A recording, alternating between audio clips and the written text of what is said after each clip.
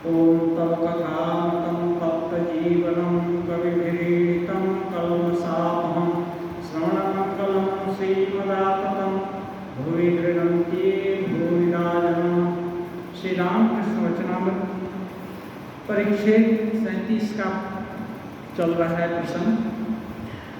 तो ये जो श्री रामकृष्ण देव उदाहरण दे रहे थे, मछली मोती सी झील में मानो थोड़ा सा चारा देने से सच्चिदानंद सागर में एकदम जैसे मछलियां आनंद से तैरती कूदती हैं झील में, ऐसे ही मानो आत्मा रूपी मछली सच्चिदानंद सागर में ये तैर रही है। तो देखिए यहाँ ये है कि रामकृष्ण देव एक प्रसंग देखते हैं और दूसरे लोग दूसरा भी देख सकते हैं। इसलिए किसी प्रसंग का जो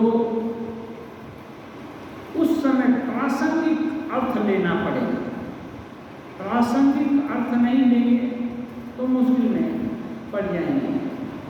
ये ठाकुर जाते हैं जू में और देखते हैं ये जो माँ का वाहन को देख करके वो समाधिस्थ हो जाते हैं। तो हर जगह उनकी उद्दीपना उस तरह होती है, लेकिन दूसरे लोग देख करके दूसरी उद्दीपना हो जाएगी। ज़्यादा उद्दीपना होगी और बाघ के खांचा में घुस गए तो मृत्यु भी आसन्न हो सकती है। इसलिए श्री रामकृष्ण देव हर तरह का चीज नारायण का कथा भी सुनने के लिए कहे हैं। विभिन्न प्रसंग देखना पड़ेगा और प्रसंग के हिसाब से तो मास्टर महाशय अब उन्नत अवस्था को प्राप्त है, तो उन लोगों के लिए ये सब बात कही जा रही है।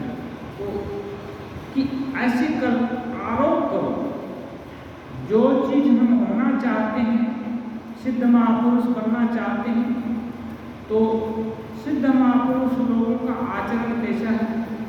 सत्य आचरण और संकल्प की दृढ़ता और अध्यवसाय लगातार लगे रहना, ये सब चीज कैसे होगा इसके लिए विभिन्न उदाहरण अपने मन पसंद का उदाहरण इकट्ठा करके और बार बार उस पर आरोप करना पड़ेगा। और यदि मन खराब जगह जाता है तो उस पर भी बार बार चिंतन करना पड़ेगा, नहीं इससे विनाश होगा, इसका यथार्थ में कोई मूल्य नहीं है। परिणाम में देखने में तो अमृत जैसा, लेकिन परिणाम में विष, इसको कहते हैं विष कुंभम प्रयोग का। तो अभी जो चीज ऐसा दिख रहा है, देखने में तो अच्छा है, लेकिन उसका परिणाम बुरा होगा।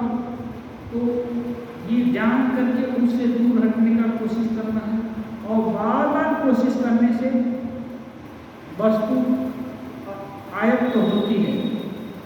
इसको बोलते हैं अभ्यास वैराग्य, अभ्यास और वैराग्य। जो फेवरेबल कंडीशन है उसका हम अभ्यास करेंगे, जो उसके विरोध में है उसको हटाने का प्रयास, और वो भी अभ्यास है, उसको हटाने का प्रयास, वही हटाने का प्रयास ही दूसरा, उसी का नाम वैराग्य है। उसका दोष देखना, वही जो विषय है या जो चीज साधन पथ पर आगे नहीं बढ़ने दे रहा है, उसका दोष देखकर उसको ठीक से विवेचना करके उसको छोड़ देने के लिए मन को समझाना बुझाना, कभी दंड भी देना पड़ता है। हाँ, मन को समझाना बड़ा मुश्किल है, हर समय एक ही टेक्निक काम में नहीं आती है। कभी समझा कर बुझा कर, कभी अच्छा गीत गाना सुना करके, कभी महापुरुष लोगों का संदर्भ सुनाकर, कभी उनकी कहानियाँ सुनाकर, हर समय कैसे न कैसे करके उसको घूम फिर कर जो कुछ भी शास्त्र देखते हैं उसका कैसे ईश्वर को? मोती सिंह झील या कहीं भी कितनी भी जगह है जहाँ की मछली पाल कर रखते हैं, कितने लोग देखते हैं, किसको ईश्वर की उद्दीपना होती है, सब लोग आनंद होते हैं, मुर्गी खिलाते हैं, देखते हैं, कुर्ती पापती हैं। आपको मछली खाने वाला उन कबों में पानी भी आ जाता होगा कि ये मिलने से तो अच्छा है। हम लोग एक बार श्रृंगेरी गए थे, वहाँ नदी है, बहुत लंबी लंबी बड़ी बड़ी, कम से कम 10-10 किलो की भी होगी, और 1 किलो से लेकर 10 किलो या आधा किलो ऐसी भी अच्छी मछली, अच्छी वैरायटी थी। आराम से निःशंक होकर, किसी का डर नहीं, तो वहाँ पास में जाकर के छू सकते हैं, कोई दिक्कत नहीं। इतना, और 1-2 संख्या में, हजार संख्या में। अब पानी कितना है? हार्डली 1 फुट 1.5 फुट पानी है, इतने ही पानी में इतनी है। तो देखकर कितने लोगों को ईश्वर की उद्दीपना होती है, लेकिन नहीं।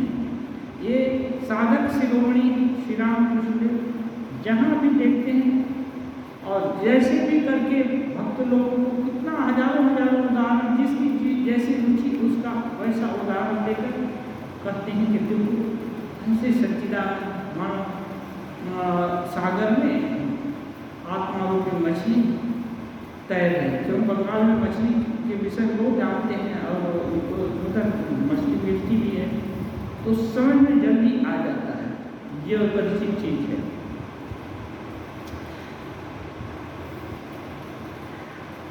ऐसे ही करते हैं लंबा चौड़ा मैदान, कहीं कहीं 10-10, 20-20, 25-25, 50-50 किलोमीटर एकदम प्लेन, और खेती के सीजन में, धान के सीजन में पूरी हरियाली देखने में कितना सुंदर लगता है, और इससे ब्रॉडनेस मालूम होता है।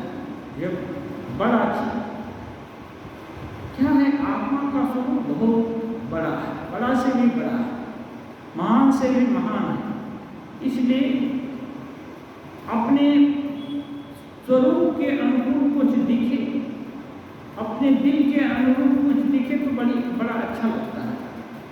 तो ऐसे ही आत्मा को, जब आत्मा हर समय अपने साथ ही है, कोई आत्मा से हम लोग पृथक होकर हमारी कोई सत्ता नहीं है, लेकिन क्या है, विभिन्न उपाधि और विभिन्न जो हमारा हम लोग प्लानिंग करके रखते हैं विभिन्न सांसारिक चीज़ों में, वो दबा रहता है। लेकिन कभी कभी ऐसी बड़ी चीज़ें देखकर तो दिखना होती है।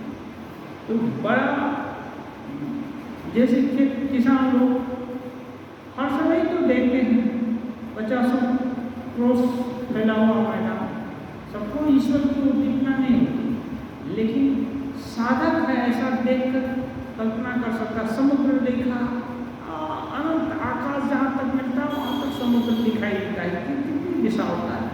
तो आत्मा है, इसको बोलते हैं महान, अणु लड़ियाँ महतो महिया, अणु से भी अणु, माने छोटे से छोटे होने का मतलब सभी जगह उसकी पहुँच है, सब जगह वो विद्यमान है। तो एकदम छोटे से छोटा है, कहीं भी जहाँ खोजेंगे वहीं मिल जाएगा। और महान से भी महान है, जहाँ कल्पना, ये अभी यहाँ देख रहे हैं तो अमेरिका या चाँद सूर्य जिस भी ग्रह पर कल्पना की वहीं हाजिर। तो इसलिए बड़ी चीज दिखाई देने से अच्छी लगती है। दिल में एक रेखापात होता है, तो उसका अवलंबन करके ईश्वर की सोच को दिल में लाना है।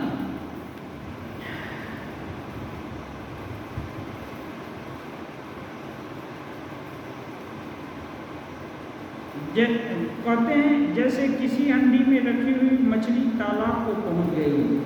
हंडी मछली का स्वभाव है उन्मुक्त दिल से कूदना खेलना, ऐसे ही आत्मा का स्वभाव है, महान है, वो पिंजरे में बंद कर नहीं रहना चाहती।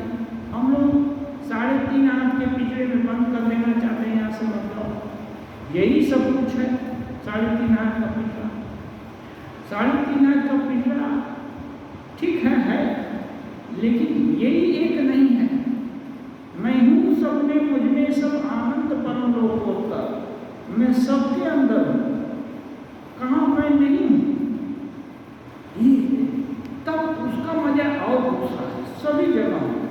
मैं राजा बनकर राज्य कर रहा हूँ, अपराधी बनकर दंड भोग रहा हूँ, जज बनकर सजा दे रहा हूँ, हर तो मैं ही कर रहा हूँ।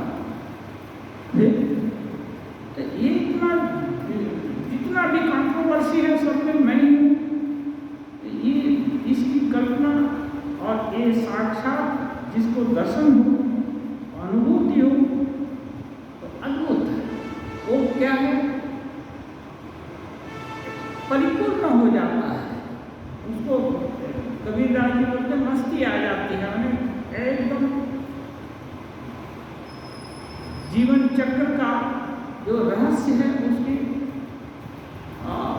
उसके बोध में उतर जाता है, इसलिए वो परिपूर्ण हो जाता है। लेकिन ऐसी अवस्था हम लोग की होती है, हम साधक लोगों को क्या करना हो, उसका आरोप करना हो।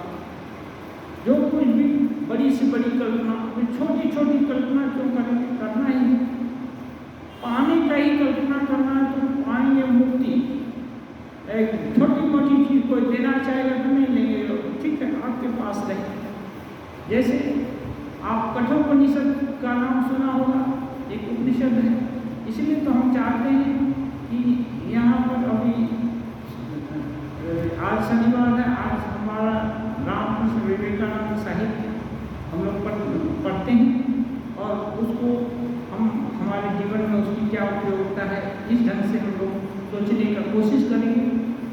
लेकिन और हजार लाख साल से जो साहित्य और जो दर्शन वो हुआ है ऋषि मुनियों का, वो सबको भी पढ़ने के लिए और उनकी भी धारणा करने के लिए अपने संघ में स्वामी जी एक निर्देश दिए हैं। और क्या है, श्री रामकृष्ण देव शास्त्र नहीं पढ़ने को नहीं करते, लेकिन शास्त्र पढ़ने का मतलब श्री रामकृष्ण देव बोलते हैं शास्त्र अनंत है। शास्त्र क्या करते हैं, खबर दे देते हैं दूर का कि यहाँ ऐसा ऐसा चीज़ है, वैसा वैसा चीज़ है। अब है तो वो चीज़ पाई जा सकती है, वो चीज़ अपना भी हो सकता है। तो अपना होगा कैसे, जिस मेथड से वो चीज़ अपनी होगी उस मेथड को अपनाना पड़ेगा ना। तो मेथड यही है, साधना करना है।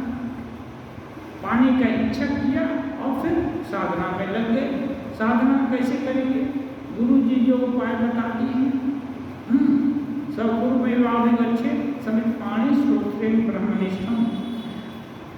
श्रद्धा के साथ गुरु जी के पास गया और वो जो अच्छा रास्ता बता दिए और उस रास्ते पर चलते रहना है।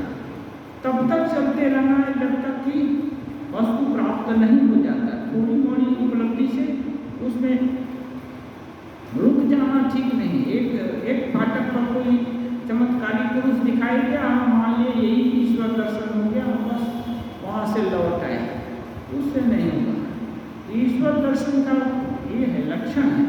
वो लक्षण यदि किसी साधक के जीवन में उद्भूत होता है तो किसी के दर्शन हुए या ना हुए तो भी वो तृप्त हो जाता है। हाँ, उसका सब अभाव मिट जाता है। अन्यथा नहीं मिटा है तो हम लोग को सोचना चाहिए कि अभी ये हम एक स्टेप आगे बढ़ रहे हैं, हमारा ये बहुत कुछ नहीं हुआ, तब हम आगे बढ़ने का प्रयास करते रहेंगे। श्री रामकृष्ण देव कहते हैं उनके दर्शन के लिए साधना चाहिए। साधना क्या है, साधना माने अपने को, हमारी जो भी प्रवृत्ति है ये स्वाभाविक प्रवृत्ति है क्या, जो भी पुराने संस्कार कर्म क्लेश वासना के कारण हो गया है उसको धोते हुए चलना। जैसे पानी गिरा बादल बन करके तो ऊंची जगह पर गिरेगा तो धीरे धीरे वो क्या है, और टहलने लगता है।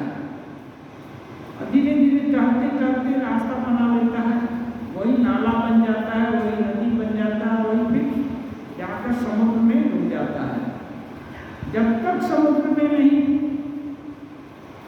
जाए तब तक वो पानी स्थिर रह नहीं सकता, जाने या अनजाने वो चलता ही रहेगा। ऐसे ही साधक जब ठीक कर लिया कि नहीं, हमारी चाहे जितनी भी कमियां हों, हमारे चाहे जो भी हमारा अभाव हो, लेकिन ईश्वर तो अपने हैं, भगवान अपने हैं, उनका साक्षात्कार होता है।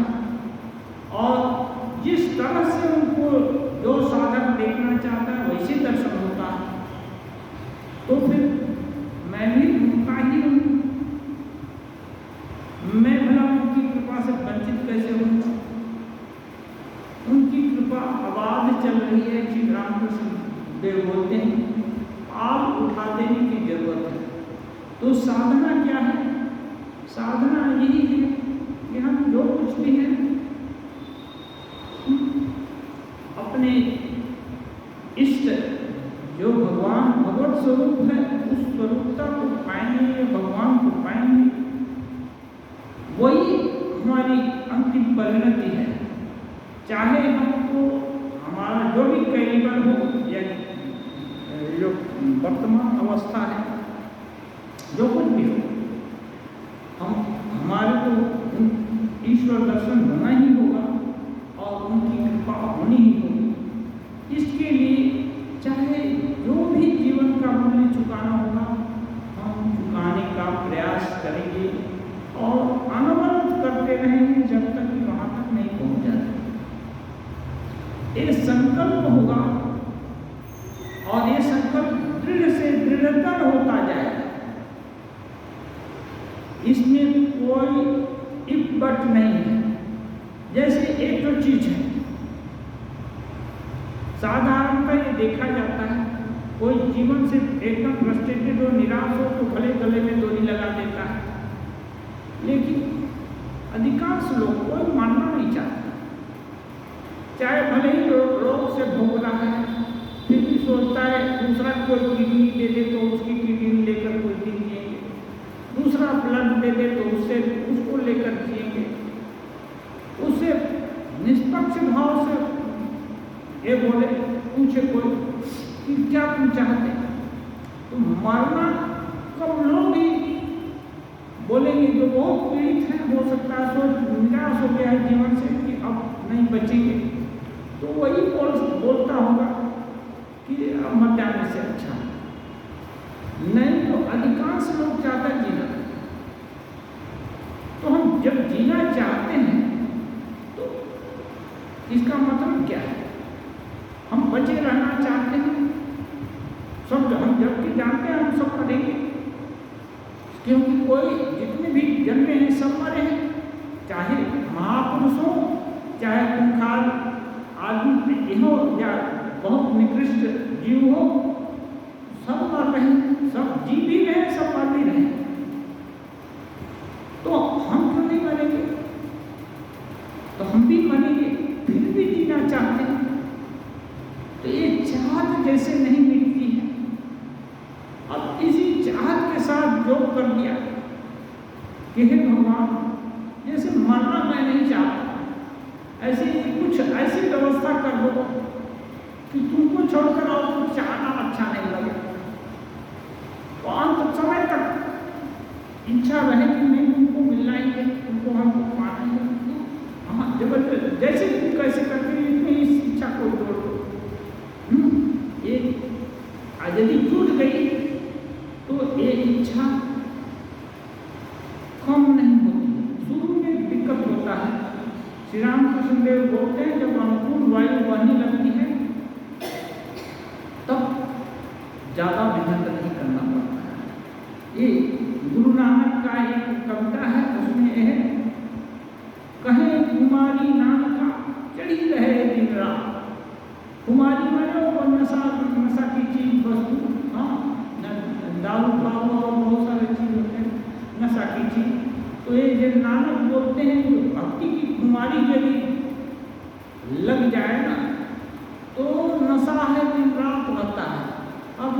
आपके भी प्रसंग में सुने होंगे, पढ़े होंगे। ठाकुर भी कभी कभी लगता है कि एकदम नशा में बोल है, पढ़कर बोलते हैं क्या हम क्या नशा कर लेंगे या हम कुछ सूझ नहीं पा रहा है, ऐसा कहते हैं। तो ये भगवान का नशा है ना, ये लग जाए। जैसे हम लोग सुनते हैं भूख, किसी को भूख लगता है तो छोड़ना नहीं चाहता, कितना ओझा सोखा आते हैं तो भी नहीं छोड़ता है ना। उसके लिए बहुत एड़ी चोटी लगाना पड़ता है तो ये लगता है। कितने लोगों को दिमागी बहुत लग जाता है, कुछ नहीं है फिर भी दिमाग में मान लिया है कि भूख लगा हुआ है, तो उसके लिए भी कोई को बहुत प्रयत्न करता है, वो भी झूठा प्रयत्न दिखाने के लिए। अभी भूख लग गया है दिमाग में तो उसको तो कोई उपाय करेंगे कभी तो छूटेगा, ऐसा होता है। तो यदि ऐसा कैसे भी भगवत कृपा से हो जाए कि जैसे मरने की इच्छा नहीं होती, जीने की ही हर समय इच्छा हो, ऐसी इच्छा हो जाए भगवान को जरूर मिलेगी। चाहे साधना हो या न हो, उतने योग्य हो या अयोग्य हो, यदि ये इच्छा खत्म नहीं होती है कि भगवान नहीं मिलेंगे, दिल से वो बोलने से बाहर से समझने से नहीं होगा। दिल में ही कैलकुलेशन होता है कि नहीं मरेंगे, बाहर से तो कितना लोग बोलते हैं मर जाएंगे तो क्या फर्क पड़ता है, इतना है क्योंकि मरेगा वो जानता ही है। लेकिन मरने की इच्छा निष्पक्ष भाव से हो तो नहीं मरना चाहता है, भले पूरा सुना हो गया है अपने मरने से तो अच्छे नया बॉडी मिलेगा, ये होगा, लेकिन नहीं वो नहीं चाहते। लेकिन जो जान गया है कि मरने से कुछ नहीं है, देहांतर प्राप्ति होगी, और यदि उस समय अच्छे भाव रहे तो उस भाव को प्राप्त होंगे, जो सोचते सोचते मरेंगे उसी भाव को प्राप्त होंगे। इसलिए ऐसे साधक मरने से डरते नहीं, वो चाहते हैं ठीक है आपको जहाँ ले जाना है ले जाओ, किंतु आपको पाने की इच्छा खत्म ना करो। इसी को तो भक्ति करते हैं। भक्ति माने जिसको छोड़कर और कुछ बच माने उनको छोड़कर और अपना कुछ नहीं है, उसके बिना हम नहीं रह सकते। ऐसा सहारा, जो सहारे का जो ऑब्जेक्ट है वही तो वो क्या है, इष्ट है, और उसमें लगे रहना। और कैसे अकारण स्वभाव बन जाए कि नहीं उनको छोड़कर और कुछ हमारी गति नहीं होगी, तब इसी को भक्ति करते हैं। तो इसके लिए साधना चाहिए, सिंपल चीज है। ज़्यादा साधना का तो जितने भी मुनि हुए हैं, जितने भी साधक में हर तरह से मेथड बताए, लेकिन पाने की इच्छा नहीं होगी, ईश्वर को जानने की भी इच्छा हो, तो कोई साधना फ्रूटफुल नहीं होगी। थोड़े दिन के लिए रिचुअल्स गए, इस मंदिर में भी माथा टेके, उस मंदिर में माना, किसी में विश्वास नहीं है कि नहीं एक जगह माथा टेक दिए तो हो गया काम, क्योंकि सभी लोग जानते हैं एक ही ईश्वर सब जगह है, लेकिन एक जगह दिल टिकता नहीं है, तो वो रेस्टलेस है, वो सोचता है बड़ा खजाना कहीं दूसरी जगह होगा, वहाँ खजाना होगा। एक जगह नहीं खोजा, 70 जगह खोजा, कहीं कुछ नहीं मिला। इसलिए ठाकुर बोलते हैं स्वाति नक्षत्र का एक मुख यदि शिल्पी को मिल जाता तो वो एक मुख लेकर के अतल सागर में मोती बनाने के लिए डूब जाती है। ऐसे ही डूब जाना पड़ेगा।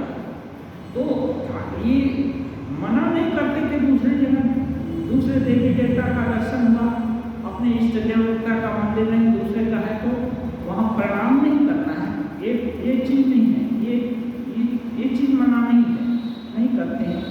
लेकिन प्रणाम करना है तो कैसे, यही जान करके अपने ही इष्ट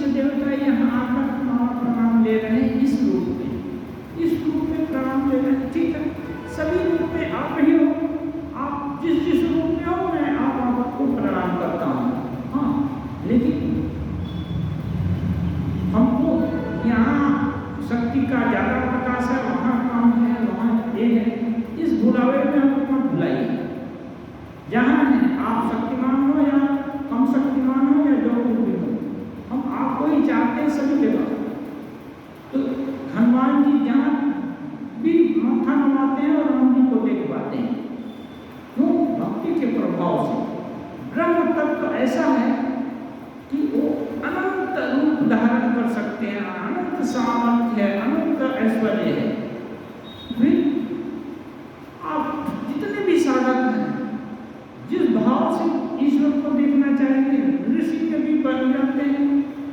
कभी कितने तरह की मान्यता है, जितना तरह से चाहेंगे महाराज बन जाते हैं, सुअर बन जाते हैं। सुअर में अभी किसी को बोले जो एक सुअर बुला दिया और उसकी पूजा करो, तो कौन पूजा करेगा? लेकिन नहीं, मान्यता है। तो मान्यता गलत नहीं है। ईश्वर कुछ भी हो सकते हैं, अनंत शक्ति है। तो फिर सुअर होना या और कुछ होना, ऋषि होना, या उनके लिए कौन सी बड़ी बात है? कुछ हो सकते हैं। इसलिए लेकिन हमको श्री राम पसंद है या रामकृष्ण रूप पसंद है या शारदा रूप पसंद है, हमारे लिए आप जो कुछ भी हो, हम सब जगह आपको प्रणाम करेंगे, लेकिन हम आपको इसी रूप में देखना चाहते हैं। ठीक है, इसी रूप में देखना चाहते हैं, बस बात हो गई। तो इसको बोलते हैं एक जगह रहना, एक ठाई पर रहना। अब एक ठाई पर नहीं रह करके हर समय संशय रहता है कि यहाँ प्रणाम नहीं किया तो वहाँ से अभिशाप मिल जाएगा। ये नहीं होना चाहिए। अभिशाप क्या? माँ यदि पीस करके खत्म भी कर दे तो भी क्या है, बच्चा तो कहाँ जाएगा? बच्चा के लिए माँ ही शरण है। तो इसलिए और ईश्वर से भागकर कहाँ जा भी सकता है। इसलिए आप जैसे हो, शुद्ध हो या दुष्ट हो या एक क्या बोलते हैं, गिरह उजाड़ एक सम देखो, या भरा पूरा करके रखो या एकदम उजाड़ कर कंगाल बना दो या जो कुछ कर दो, हम आपके हैं, हम तुम्हारे हैं, बस चाहे जैसे भी। तो जब एक को ध्यान रख करके हर जगह बर्ताव करेंगे तो शक्ति का संकेंद्रीकरण होगा, शक्ति केंद्र होगी। और वो जब एक 1 पॉइंटेड हो गया तो बहुत काम होता है, उसमें शक्ति बहुत गुना बढ़ जाती है। और तब फिर ऐसी अवस्था आ जाएगी, छोड़ना चाहेंगे तभी नहीं छोड़ सकते हैं। एक अवस्था है, एक कहानी है ऐसे। साधु लोग घूमते हैं तो ठंडा जहाँ कहाँ जाते हैं तो ठंडा में कम्बल उम्बल का जरूरत होता है। तो एक नदी में साधु को कम्बल का अभाव मालूम हो रहा था। नदी में कुछ कम्बल बहता हुआ चला जा रहा है, किसी पे हो क्या होगा बहता हुआ चला जा रहा है। तो थोड़ा पुण्य साधु थे, दूसरे को बोले, दूसरे उसका साथी साधु को बोले, भाई देखो तो कम्बल जा रहा है, ये ले आओ ना, हम लोग को काम आएगा। वो थोड़ा खट्टा खट्टा था, जम दिया और सोचा ट्राई कर ले आए। जाकर कमल को पकड़ लिया। अब लेकिन पकड़े हुए कमल के साथ ही जा रहा है, पकड़ ही जा रहा है। अरे ये साधु चिल्लाता है, अरे कमल को लेकर आओ, इधर लाओ, तुम उधर कहाँ जा रहे हैं? वो बोलता है कि कमल आपको नहीं छोड़ता है, मैं तो इसको छोड़ दे रहा हूँ, कमल आपको नहीं छोड़ रहा है। अब कमल छोड़ता नहीं, कमल ही पकड़ लिया है, माने वो भालू था, भालू पकड़ लिया। तो कभी कभी दूसरी चीज भूल से पकड़ लिया, लेकिन यदि ईश्वर तत्व हम पकड़ने का प्रयास करते करते ये ईश्वर तत्व यदि पकड़ लिया तो फिर उनसे पिंड छुड़ाना नहीं छूट सकता, फिर उनसे भी छूटेगा नहीं। वो बहुत बड़ा ये नशा है, इच्छा करने से भी नहीं छूट सकता है। अब जब ऐसा हो जाता है तो साधक यदि थोड़ा सा सतर्क रहे तो वो उसकी नौका एकदम गंतव्य स्थान पर जाकर लग जाएगी। उसमें अहंकार या ये सब कुछ न हो, हाँ, वो दिखावे की भावना न आए तो वो कल्याण हो जाएगा। हाँ, वो छोड़े ईश्वर तत्व है ना, वो छोड़ने वाला नहीं है, उसका उनकी बहुत शक्ति है, केवल बोलने के लिए नहीं है, बहुत शक्ति है। इसलिए ठाकुर कहते हैं साधना करनी पड़ेगी, कहते हैं मुझे कठोर साधनाएं करनी पड़ी, बिल वृक्ष के नीचे तरह तरह की साधनाएं कर चुका, वृक्ष के नीचे पड़ा रहता था, यह कहते हुए कि माँ दर्शन दो, रोते रोते आंसुओं की झड़ी लग जाती थी। किसी के सामने भला कोई रोएगा या दूसरे आदमी के सामने कौन रोता है, लेकिन अपनी माँ के सामने वो बच्चा रोता है, माँ से झगड़ा भी करता है, रोता भी है, सब कुछ करता है। तो ठाकुर अपना मान लिए तो उसके साथ सब कुछ करते हैं। मणि, जब आप ही इतनी साधनाएं कर चुके तब दूसरे लोग क्या एक ही क्षण में सब कर लेंगे? मणि, मास्टर महाशय कह रहे हैं जब स्वयं आप उनके विषय में अच्छी धारणा हो गई है, जब आपको इतनी साधना करनी पड़ी तो साधारण लोग क्या थोड़े से करने से भगवान बन जाएंगे? मकान के चारों ओर उंगली फेर देने से ही क्या दीवार बन जाएगी? और मकान बनाना है, एक उंगली फेरने की इतना बड़ा घर होगा तो ऐसे घर नहीं बन जाता। ऐसे ही लोग सोचते हैं कि एक मंत्र ले लिया, अब तो ईश्वर मिली के एक दो बार जप कर लिए, हाँ तो हो गया। आज जब भी कितनी श्रद्धा सेवा भगवान जाने। श्री रामकृष्ण सहस्य अमृत कहता है एक आदमी के आग जलाने पर 10 आदमी उसके ताप से लाभ उठाते हैं। अमृत एक लड़का ये एक सज्जन है, वो कहते हैं कि एक आदमी यदि आग जलाए तो 10 लोग उससे हाथ सेकते हैं। एक बात और है, मृत्यु को पहुंचकर लीला में रहना अच्छा है। ये संकेत देते हैं कि एक जन साधना करके सिद्ध हो गया तो उसकी कृपा से दूसरे लोग भी थोड़ा उसका अनुग्रह पा सकते हैं। ठीक है, ये इसका मतलब है। हाँ, तो लेकिन इस चीज़ को ज़्यादा ठाकुर डिस्क्लोज नहीं करते हैं, इसलिए बोलते हैं एक बात और है, नित्य को पहुंचकर लीला में रहना अच्छा है। माने ईश्वर अपने स्वरूप को जानकर, ईश्वर तत्व को जानकर, बाकी ईश्वर की लीला चल रही है, कहीं किस रूप में है, कहीं किस रूप में है, ये सब लीला में रहना अच्छा है। क्यों? इससे